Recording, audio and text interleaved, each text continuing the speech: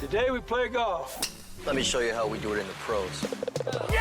Welcome to Behind the Golf Brand Podcast. I never miss with the 7-iron. A conversation with some of the most interesting innovators and entrepreneurs behind the biggest names in golf. My friends with the golf clubs. I lived on the golf course. I lived on the driving range. From pro talk. You should learn something from each and every single round you play. To fun from on and off the green. Why would you play golf if you don't play it for money? Just let me put the ball in the hole. This is Behind the Golf Brand Podcast with Paul Liberatore. What's up, guys? Welcome to the Golfers Authority Behind the Golf Brand Podcast. This week, I have my friend Stephen Mike from MULLIE, and I am super excited to talk about this because this thing's cool, and it's going to be a game changer, literally, in this world. Nothing like this been out there, and I'm really excited to talk to him about kind of how they started it, how it works, and kind of the growth, the crazy growth they've had over the last year and a half. So without further ado, welcome to the show. Appreciate you. Thank you. What's up, Paul? Thanks for having us, man. We had some technical difficulties, mainly me. We did. So I think we all had technical difficulties. We were on the wrong link. You guys were crackling, couldn't hear us. So we made it. We made it. Yay. One time I had a guy on. We took us 4 tries because every time we talked for like 2 hours, and we never even recorded it because it was like about business and shit. We're like, oh, we can't get this. Oh yeah, it's my numbers and all this stuff. I'm like, oh, we're not using this. So you guys are cousins, right? Yep. Not by choice. Where'd you guys grow up at? we're business partners and friends by choice, but cousins. I had no choice in the matter. So how are you guys related? Is it like your parents? Like, are you first cousins, second cousins? Like, what are you? I think technically it's second cousins. I think that's our parents are first cousins. I think that's right. Yeah. Oh, that's cool. So you're like one. So it's not like your dad is his uncle or something weird like that. It's more like one step to remove. Nope. We're off to a great start. So what's your guys' background before we begin talking about MULLIE? Like, what have you guys been doing before, is this like your full-time gig, or is this, kind of what you guys are doing right now and how you guys kind of got there? Yeah. Definitely a full-time effort on our end. I'm a career software guy. So I've been a software consultant my entire life, my entire professional life, I guess I should say. And as a transition when Mike and I sort of came up with this idea and got some contours to it, transition that into spearheading the development of the MULLIE platform. Worked with some big 4 consulting companies, some small businesses, medium businesses, extra large businesses. So kind of got a good background and diverse experience set for how the world works and how to take a company from zero to global leader. And now implementing that stage by stage with MULLIE. I mean, Paul, you got to tell me, man, do the users care about the backstory? I don't know. Do the listeners care about the backstory? Yeah. So mine's a little different. I didn't have that kind of career path for me. I went to USC, University of Southern California, studied real estate finance, and I'm not sure if I'm the norm, but I got into corporate America right away, and I was like, I wanted to stab a nail in my foot every other day. And, I always kind of had an entrepreneur spirit. Like, I was at school, at college, and I would go to trade shows with my dad, and I'd find these like gadgets or USC hats, and I'd go to the games and I'd sell them in the parking lots. So I always had this entrepreneurial bug. Yeah, I was always the kid trying to make $1, at a 10 cents. And when I had some ideas, because I did go corporate in the beginning, I went to a large publicly traded company doing garment licensing with like Target and Big Five and all those the big box retailers. And I just had some ideas, and my ideas would always get kiboshed and killed. And then I'd see the ideas happen by some competitor like years later. I'm like, see, not that I know everything, but you saw it, right? You saw it. And they don't want to listen to you because corporate America, and you're like, oh, you're just a grunt. Well, I was like 22, 23. Like, you don't know what you're talking about. You don't know who this is. I'm like, actually, I know who the soccer player is, and it's Cristiano Ronaldo, and you can't do. Next thing I know, he has a. I told the story to my parents the other night. Anyway, I want to hear the story. I want to hear the story. No, people like this stuff. I'll make it really quick. So it was a licensing company, and you would take people's license, like their name and likeness, and license it to someone like a Tesco or a Target, Walmart, and they would because they do a lot of their own manufacturing. They would use their facilities to make the pieces of clothing or what have you, and they just stick the label on it and they create their own label. That's how the licensing world works. Anyway, I had an idea with Cristiano Ronaldo. He was still at Man U. This must have been 15 years ago, longer. I had the idea because he was with Nike and his career was exploding. And I was like, let's do like something with like hats. And he goes, well, Nike owns hats. And I'm like, so we went down every single category. I did a lot of research. Anyway, I figured out Nike didn't do socks and underwear with him.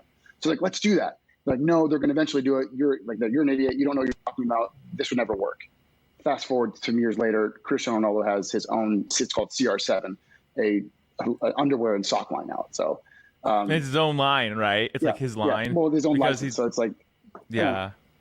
Oh, I mean, that's just crazy. Goes to show for anyone out there listening that has an entrepreneurial bug, you're never going to get it right the first time. And so sometimes corporate America and that industry, that world doesn't quite respect that spirit, because you got to put in your licks and put in your dues. That's at least my take on it. I'm by no means the end all be all, no power. No, but you're right though, right? It's like there's a hierarchy, and like no one's listening to you when you're this level. It's like, you're not a whatever. So, and it's like, yeah, but I know what's going on in the market. You don't like. So I've heard kind of had that. It's very common. Yeah, I'll fast track the rest of my story to get to where we are now. No, this is cool. I just had that bug, and I had a mentor of mine, Seth Epstein, who kind of took me under his wing and said, okay, if you're not going to go corporate, like come work for me, do these things, and kind of like mentored me through the process of working for another startup, learn how to sell for them, then go, eventually kind of hop around, learn some different trades. And then I finally was able to kind of start my own business. It was called Lucid Appeal. It was a software as a service mobile tech company, mobile first company that I went out and I got the Lakers, the Clippers, the Washington Redskins, and Bubba Watson and a bunch of other people on my platform. Holy crap! This was 2013, right, Steve? I think like way back when. And just use that hustle to go sign these contracts, these people to my company, and then next thing you know, I ended up selling that business shortly thereafter. But everyone listening, I've had more failures than I've had success. That was my only success kind of story. I went on to do other kind of mobile first technology companies, and Steve was there helping me along the way, kind of as a coach, and saw like all the business mistakes I could have made as a young professional in my 20s, early 30s. I made, and then I think I learned a lot from that. And then one summer, and this is where it gets a kind of the emotional tie into MULLIE. One summer, I was just to be dead honest, I was so broke at like 33. I had no money. When I say no money, I mean like I could barely go afford a $5 footlong from Subway. I was selling everything I could. Sold watches, sold clothes. Finally, I got to my golf clubs. And I had, like I said, a year of golf clubs back in my garage in Los Angeles. And I think I was in Florida at the time. And I was like, I know those clubs that set was worth like $3,000 or $2,500, like the limited edition like baby blades. By the way, I was definitely not good enough to play them anyways. So I had to sell them. And then I had some Scotties and I had some wedges. Anyway, I just put them all up on eBay. And, I think I sold the majority of my collection in like a few days or a week. And I got the invoice from eBay that I owed them 10% at the time. Now it's 12.5%. And I had to pay them out like $800 or $1,000. I'm like, wait, I need this money to live. That's when the light bulb kind of went off. I didn't go to GolfWorks or the other forums because the forums or just the usability, the technology wasn't there. It's like upload a photo, would crash half the time. You couldn't really respond to messaging that well. That's like 20-year-old technology. Like, how many people are really on a forum? I know some people are, but I mean, a majority of consumers are not. Right? I would assume. Yeah. I mean, I'm not. Yeah. So I know I'm talking a lot, so I'll just say that. No, that was great. This is great because people need to. This is the problem, right? The problem was if you want to sell your golf gear, whatever it might be, you have really two options before you guys came along. You had eBay or you had like an OfferUp or a Craigslist or some shit like that, right? Yeah. Like, those are it. So you're talking about local. Maybe I've never sold anything on OfferUp and like mailed it because I don't trust that. I don't think it would work. It's like selling something via Craigslist the same way. So like the safe way of really doing it is eBay, but like you said, eBay charges you 12%, right? Yeah. So I mean, it's a lot. Right. I mean, $100. No, what golf equipment's cheap? None of it is. Well, so that was the concept, right? That was it. It was like the light bulb went off for me before I went to Steve, and Steve's miraculous, brilliant business brain helped to kind of connect all the dots. That I was like, I don't know what to do. So I knew that golf equipment and gear, most of it was all high priced items. I know eBay, when it was founded back, I think in 95, 97, in that like, initial tech boom, the .com boom, it was like, it was intended for like knickknacks, garage sale items, like $5 stuff, $6 stuff that you would, and they have to take some money to pay for the server cost or whatever the overhead was. But in today's age, with all the tech trends and everything happening, I was like, I went to Steve and I was like, dude, we have something here. There's a kernel of an idea. and we put our brains together, partnered on this together, and next thing you know, 2-3 years later, we have MULLIE, which you see today. So I guess that's the. No, that's cool. That's like the fruition of like how it all started, right? Like most guys that start a brand or a company, I always ask this question, like, are you guys golf pros, right? And most people are not. They're just like, no, we play golf, we're okay, but like we have an idea to make golf more fun or better or whatever it is. And I think that's fantastic, because there was a need that nobody really thought, like, hey, this isn't cool, right? Like they're just used to doing it this way. And like you're saying before, like around 2000, I had like the president of Global Golf on, right? And he said, essentially, when he started, he just bought up used clubs everywhere, right? Like, because they were always the used clubs in the corner of a pro shop that like people traded in, and there was no market for it back then. And so he would buy it and he would sell it on eBay, and that's all he started doing, and like going around and building that whole structure out. So I think it's really fascinating.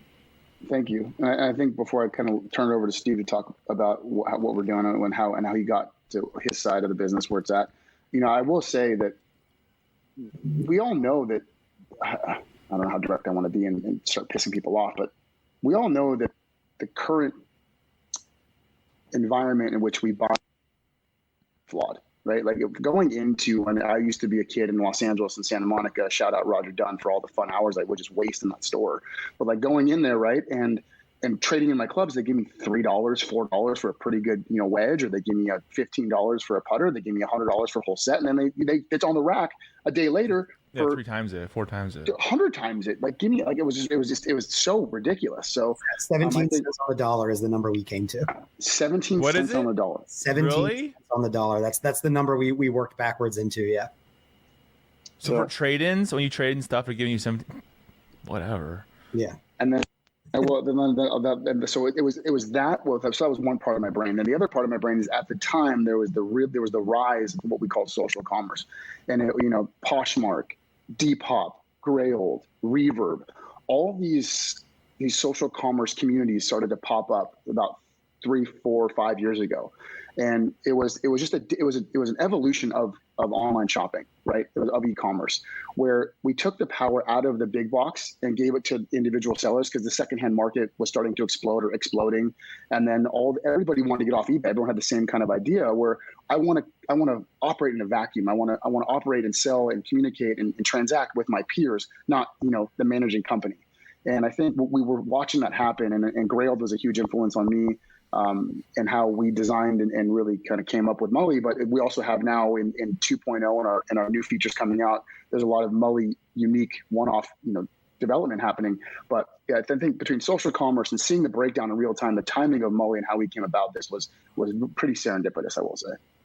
Well, I think it's cool because it's forward thinking, right? You saw this we've seen this in other industries, right? Or whatever you want to call it. And no one's been doing it in golf. And you kind of ask yourself, why? Right? Because is there any, so someone new had to come into the space, essentially, because the old status quo is not going to change what they're doing, especially if they're making huge margins on their, trade in or whatever they're doing. So I think it's cool because like my wife uses those other apps, right? I mean, it's kind of an everyday thing now, but like dudes don't. I mean, dudes that play golf, like, oh yeah, like with their golf equipment, like, what are they going to do, right? Like, oh, I can trade it in. I could have a garage sale, which like really nobody does anymore. Or I can go try to do OfferUp or Craigslist, or I can go to Goodwill and drop them off because I don't think they're worth anything. Like that's the options. And now it's like you're making it so it's a lot easier, So I guess Steve, so when Mikey had this idea, right, were you like, I'm down, like this is cool, we can build this out, or like what happened?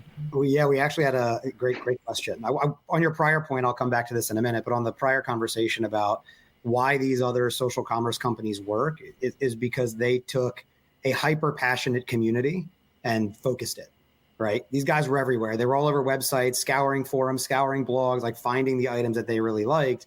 And these companies came along and said, oh, let's just bring all that here. Let's just centralize it. Yeah, centralize. And I think golf is the same way.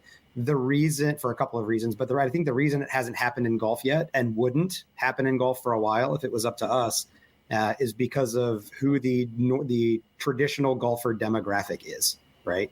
So golf as a whole is usually for older, more well-off people. That's changing. I mean, radically changing very quickly. Like, I mean, I don't know if you guys know this, but COVID brought more people to golf than Tiger Woods. So think about that for a minute. By a significant chunk, and all of those people who are doing it in COVID are all over the map in terms of demographic, age, net worth, everything, literally everything. Yeah, they've created, like, golf is like this kaleidoscope of audiences right now. That toy when you were a kid, you look through it, and it would explode whatever image you were looking at. That's what golf is. Everybody's a different piece of that kaleidoscope. It's pretty crazy. Anyway, so I think it would have taken golf a long time to do it if it wasn't for Mike's entrepreneurialism and my tech background, and our age bracket, just to be straight up, to say, like, hey, look, we're here for the next generation of golf. In any event, in terms of the kernel of the idea, yeah, it was good. Used clubs is tricky because of PGA price guides, and all these OEMs have established their own programs. The Dick's Sporting Goods and Carl's Golf Land and Roger Dunn's, they've all got trade-in programs. They use this PGA price guide. So how do you kind of disrupt that? Mike and I had a conversation early on about the movie Half Baked. We likened MULLIE with our initial business model. I don't know if you guys remember that movie, but the actor in that movie is like, I've got this great idea. Do you remember 8-minute abs? And he's like, yeah. He's like, I got 7-minute abs. And that was kind of the kernel of the business model. Let's just be cheaper than eBay and people will come to us. And, I think we realized pretty quickly, thanks to Half Baked, how flawed that business model was.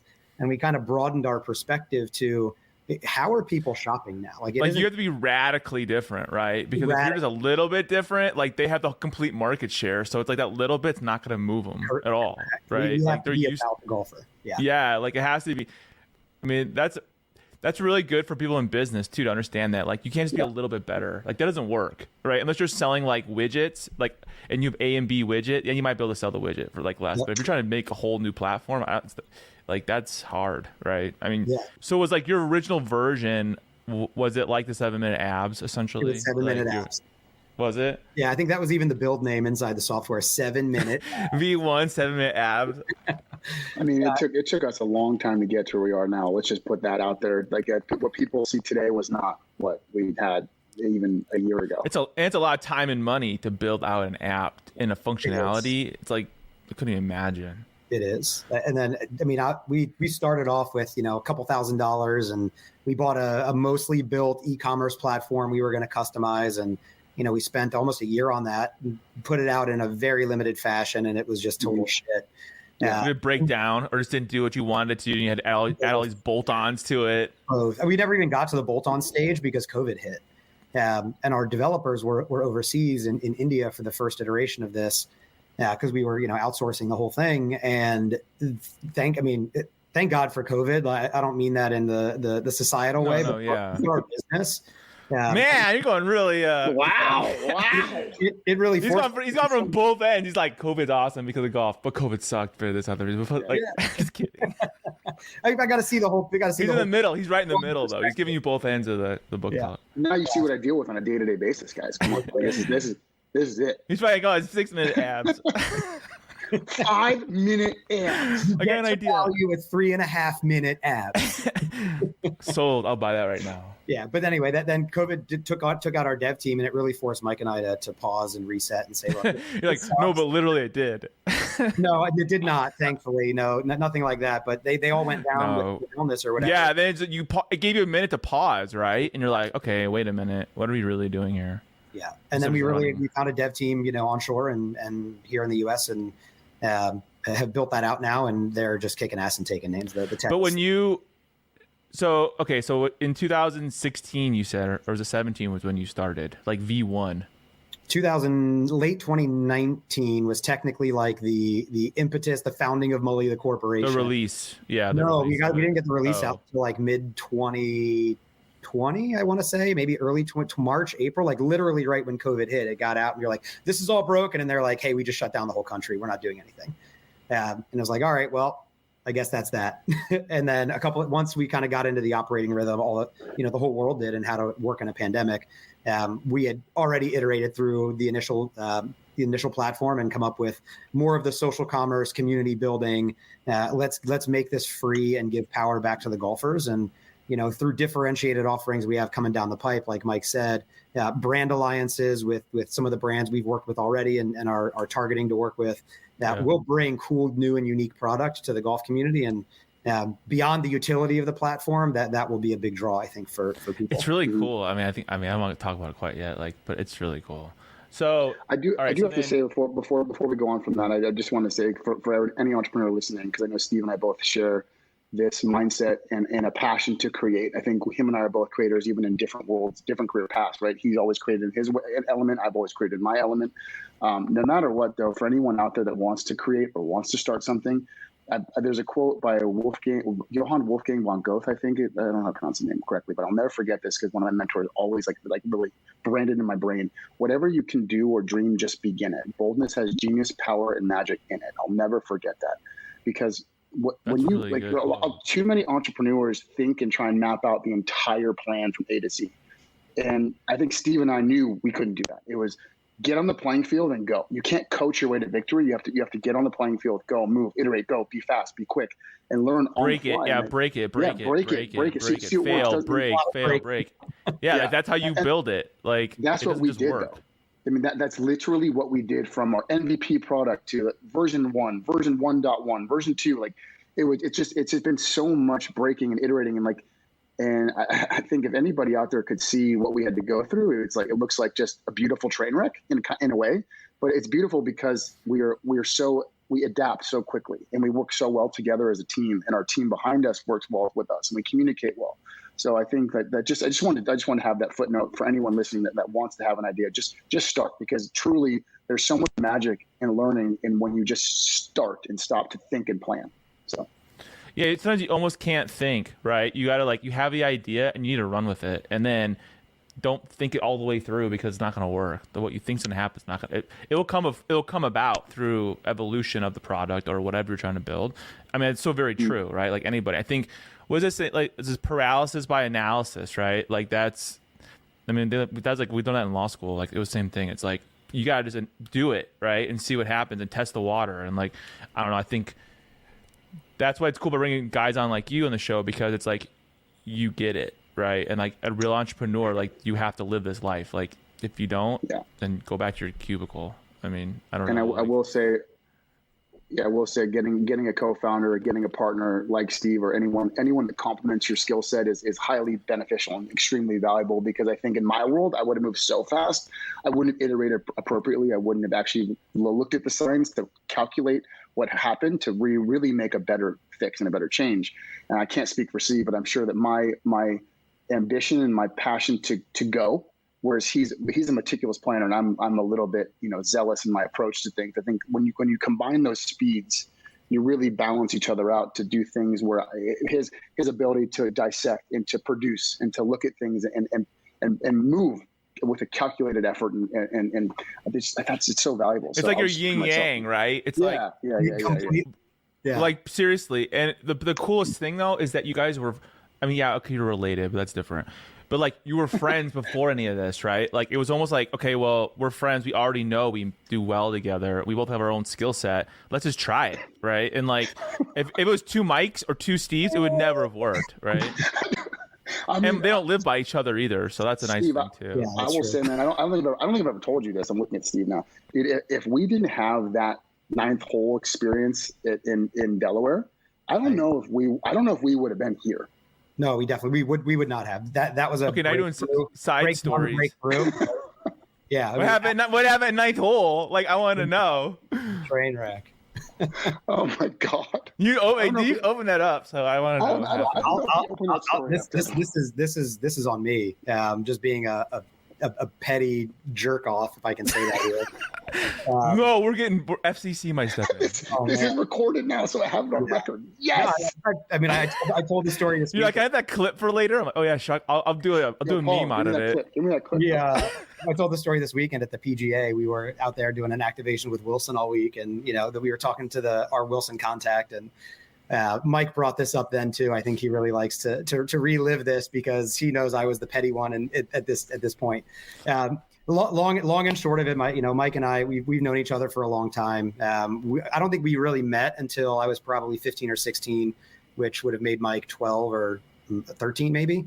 But we bonded. Mike was like 5. Yeah, no. But we bonded over golf.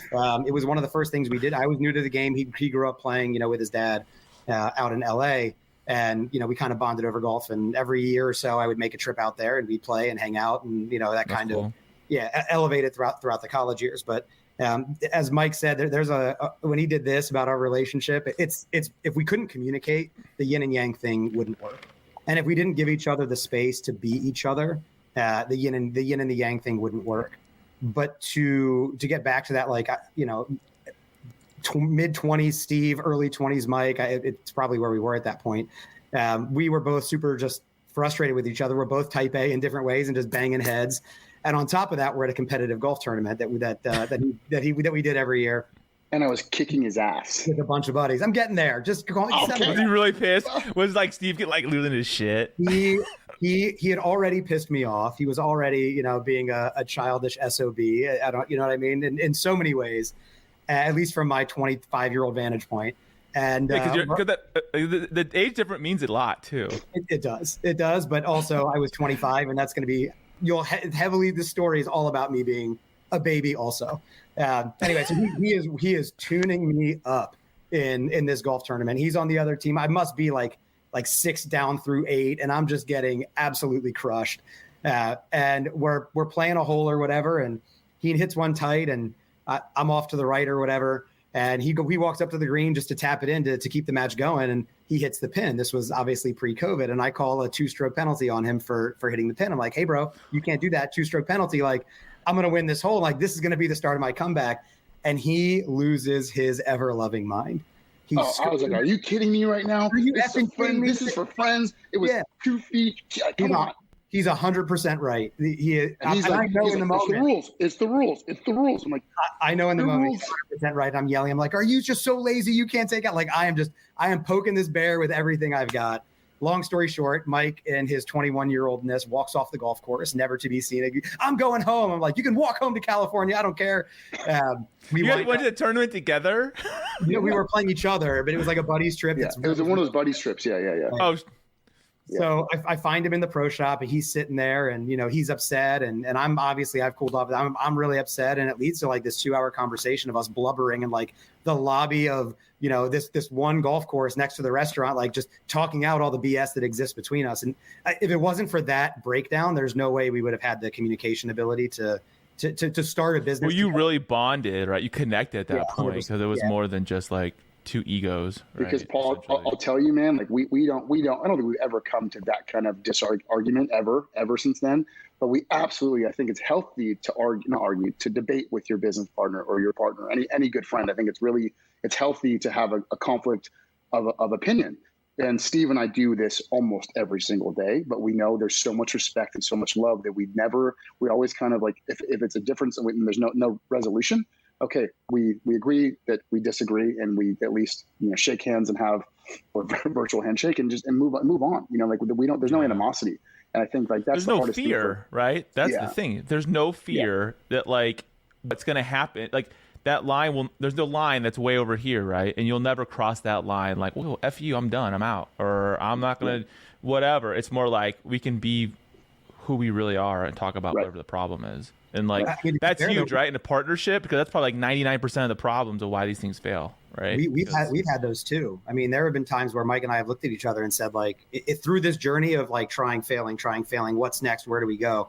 We've looked at each other and said, we at this point want wholly different things for what MULLIE can be. Like, if this genuinely is what you want and there's no compromise on your end or on my end, like, maybe this isn't the best partnership. And we took our break and came back and said, you know what, there's this other way, something would happen. And we'd be like, oh my God, this is so clear. Neither of us were right.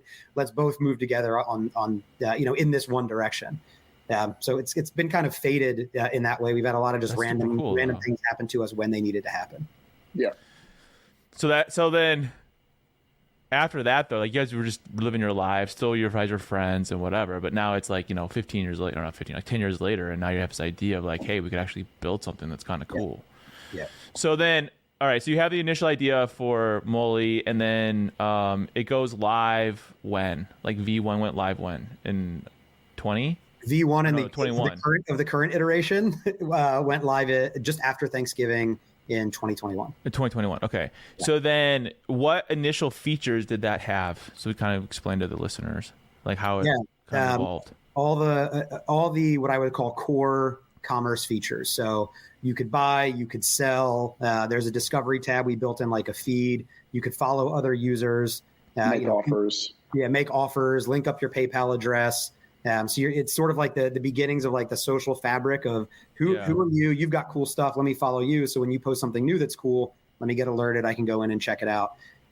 In addition to being able to buy and sell your own stuff, all fee free. I don't think we've said that yet. Like we take 0% of your sale. Yeah, let's talk about that. Let's talk about how MULLIE works right now. So what is I guess kind of explain to the listener like the concept of MULLIE and how it works and why, and then the why they should use it.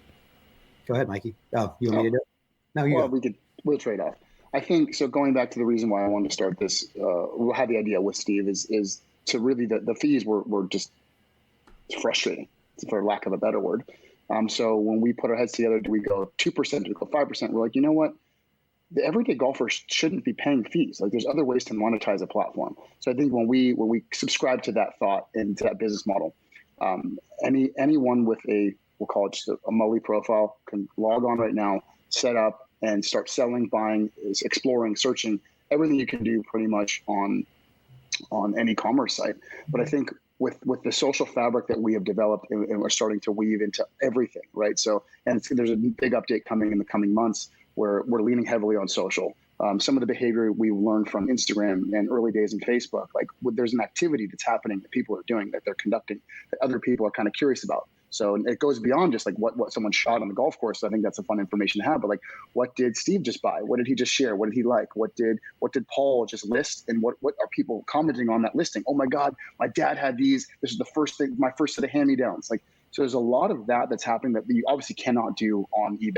That we are rolling out. Yeah. We are rolling out shortly. So I think when we say social commerce, MULLIE is more than just buying and selling. It's connecting with people in the golf world. It's discovering people that have the stuff that you had when you were a kid. I think, and golf being a social sport, we really wanted to make this experience of buying and selling extremely social. So I'll leave that in here. Also discovering, discovery is a big tenet of our platform, but also discovering brands. The Nikes, Adidas, Malbons, like everybody knows those guys. Yeah, exactly. They've got massive social media followings, and you can get on the hype train if you want.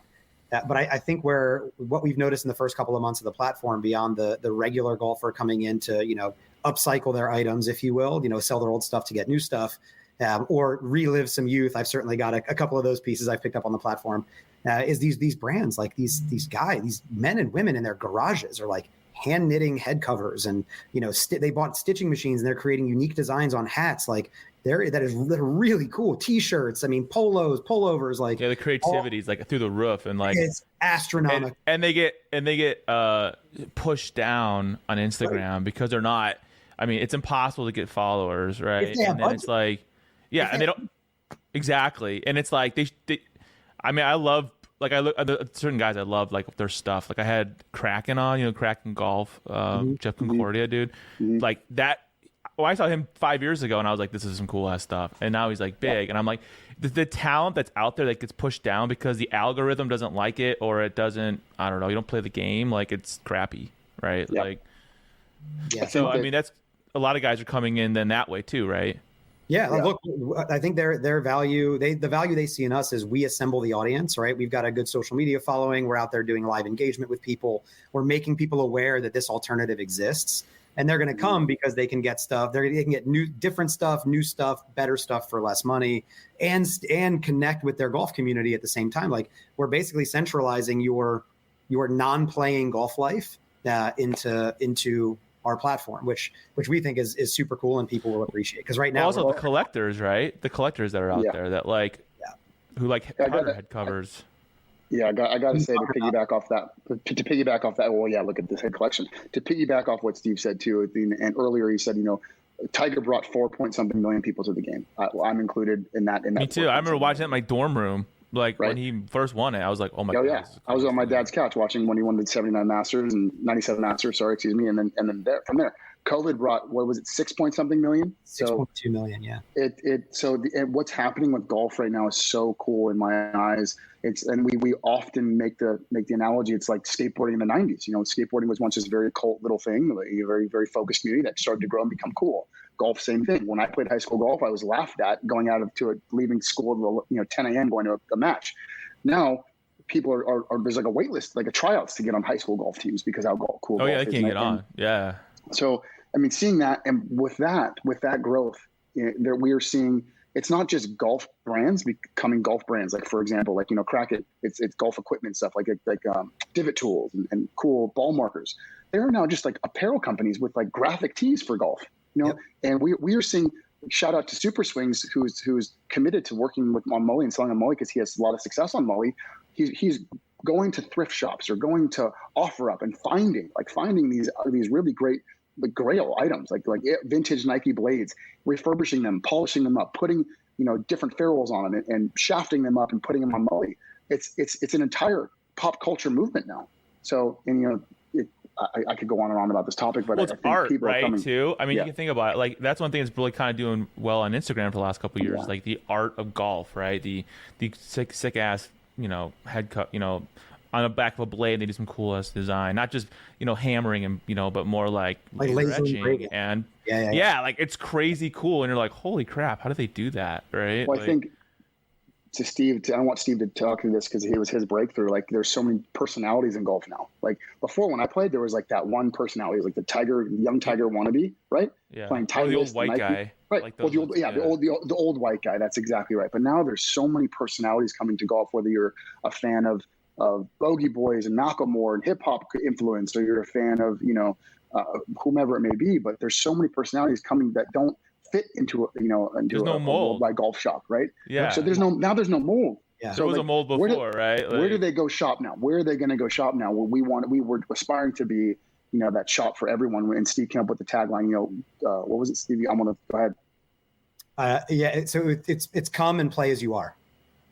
That's cool. I think That's a good one. I like that. Is how we're thinking about it. So just come to Mullie, come play golf. Just like play as you are. It doesn't matter where you're from, what you look like, right? I went to my buddy's golf course like a year ago to shoot some content, and like I had shorts on, like regular shorts and a t-shirt, right? But it's like he's like, "What are you wearing?" And I'm like, "What I would wear in my videos." And he's like, "You can't wear that here." I was like, "Are you kidding me?" I'm like, "This isn't a private." I'm like, "This is not even a private course." Yeah. He's like, "Well, it's semi-private." I'm like, "Bullshit! They pay a freaking fee to like play." So guess what I had to go do? He wouldn't let me get on the course and shoot my material. I had to go spend $200 in the pro shop, and we're like, pants that didn't fit, a big ass Adidas polo shirt that I would never buy. It was like whatever they had, and I was like, "Well, I already drove 2 hours to film." This is our mold. You got to fit the mold, and that's exactly. I thought he was kidding, but there really is still a mold out there at certain places, and I was like, "Come on, man! Like for reals." So, I think I enjoy that too because I look at brands like Rada Golf, like they came out like 3-4 years ago, and I was like one of the first brands I worked with, and I'm like, this is cool as hell. Like it's like so opposite of golf, but it's like I don't know. And you see it a lot in California too, in the whole like Southern California scene where it's it's almost like that's a kind of the epicenter of a lot of it, like the small the social clubs and the I don't know. I think that's cool. I think if I could fast forward and look into a crystal ball and see a year from now, like where would it be? It's going to be, we are a pro shop for everyone, right? Like you go into a pro shop right now that you maybe not be able to find what you need. And this is Steve's breakthrough. I think that's kind of who Mullie is. We are agnostic to every brand, every being, every person. And I think the more we can cater to everyone is our value proposition. So all are welcome. Yeah. So where can people find Mullie? Like how can they get Mullie and check it out? Yeah, App Store, Apple or Android. So it's Mullie, MULLIE. We'll come up. We've got some pretty great ratings from some pretty committed community members who really like what we're doing. Like I said, the tech is slick, and we push updates like every other week or so with some bigger features coming probably late summer. So I know we only got a couple more minutes real quick, and I wanted to ask this question because when I talked to you guys originally, you said you were going to the PGA event this past weekend. And you're really excited by it, but you couldn't tell me much about it. So what happened? Like, what's kind of going on with that? Yeah, I'm up there. I will say we've been blessed to have some relationships at Wilson and Wilson Golf who believe in our mission to grow the game in the way that we're growing it. and they are. I don't think it's arguable. I think it's a fact. They are the oldest. They're the oldest equipment sport company there is on the planet, working with Babe Ruth in baseball. For them to come to us and say, hey, we like what you're doing. Let's do something together and start to enroll this next generation. We went to Tulsa with them and was able to set up like I guess it was like a pop-up shop / driving range challenge at the local, it's like their version of Topgolf. I use the air quotes. It's called Golf Suites in Tulsa. And we were able to attract thousands of golfers that maybe that aren't like the typical old white golfer, and get some golf clubs in their hands. We had long drive contests, close to the pin contest, putting contests. And I'm telling you, when we had every walk of life out there, I mean, every walk of life out there, getting introduced to golf in a way that they've never been introduced to it before, and experiencing Mullie how to shop. And I think for me, I can't speak for Steve, seeing that those breakthroughs in the eyes of kids light up, it is the fuel that fuels this Mullie train for me. I'll only add to that and say, I was really amazed. A large portion of golf is like entertainment golf. It's off-course golf is what they call it. I want to say it's like 45% of golfers in the U.S. have never stepped foot on a golf course. They're all doing this simulated stuff. Yeah, it's crazy. What a conversion! Simulator market's blowing up like crazy. It is. Yeah, I mean, you can do it at a bar. You can do it in your living room. You can go to a driving range. You can do it at your garage. You can anywhere you want. You can play golf inside your house. But people dress for golf, like what they think is cool for, and it was all different. I mean, that was like sort of the kaleidoscopic moment. Was like, holy cow! Like, teenager is dressing different than dad, is dressing different than mom, is dressing different than sister. Like, and it's all golf gear. Like, it's all accepted golf gear now. So I think that was the aha moment to say, it's not a red polo with a polo horse and like brown khakis. Definitely not. I mean, the number of like Nike Blazers I saw out there, Yeezys, like people just mashing golf balls 280, 290, all just doing great. And the thread that goes through it all, and this is my last comment, and then we can wrap, is that when they get over the golf ball, they're all making the same kind of move. They all have the same kind of concentration. They'll have the same kind of respect. They'll have the same kind of golf that has this good vibration that no matter what you look like, where you come from, your background, the problems, your way you dress, it has that vibration that once you get over that ball and once you get over into the zone, we're all the same. And that's the coolest thing. That's what I love about golf, right? You go play, you might play by yourself, and you play with 3 other dudes you don't even know. And by the time you're done playing 18, you guys are all best friends, right? Yes. It's like you go on an adventure together, essentially, and nobody cares about how good you are. It's like we're all talking crap to each other by the 3rd hole. It's like, I don't think that's what kind of makes the game special for me, at least, is that like it's not inclusive anymore, right? It's like, everybody can kind of be included and everything's cool, and well, I think it's cool what you guys are doing personally, because no one's doing it. I like the idea, like there's no fees, so it's like, that's brilliant. Number one, I feel like you kind of hit the vein of what the problem has been for probably like the next iteration of how to get new gear or trade, or like other people, or just a community built around it without having to fish around a million places and forums. And the simplicity of the app is awesome. I think it's cool. I mean, I think you're like, in 2 years from now, everyone's gonna know who Mullie is, in my opinion, because I have that app. I use that app. Oh yeah, I buy my stuff through there, right? Like, and no one's doing it. I think it's really cool what you guys are doing. So thank you, Paul. I appreciate that. Big kudos. And so again, if you guys want to check it out, just check it out on the app stores, whether you use Apple or Android, and test it out. I mean, it's not gonna cost you any money, and you're probably gonna like it right away. And like I said, they're always adding new features to it too. So be sure to check out Mullie, and thanks for being on the show today. And I'll see you guys all in the next episode. Thanks for listening to another episode of Behind the Golf Brand Podcast. You're going to beat me at golf? Stay connected on and off the show by visiting golfersauthority.com. Don't forget to like, subscribe, and leave a comment. Golf is always more fun when you win. Stay out of the beach and see you on the green.